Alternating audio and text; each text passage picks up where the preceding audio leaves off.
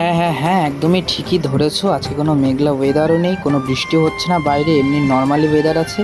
কিন্তু তোমাদের মাঝে নিয়ে এলাম আজকে একটা সন্ধ্যের কুড়মুড়ে স্ন্যাক্স নিয়ে। তোমরা হয়তো ভাবতে পারো যে যখন ভিডিও দেয় না একটা করেই ভিডিও দেয় দিনে, আর যখন দেয় তো বাবা একদম 2টো 3টে করে দিয়ে দেয়। তো কি করব বলো, আমাদের তো এই কাজ। একটা ভালো রেসিপি দেখলেই সেটাকে তুলে তোমাদের সামনে ধরা।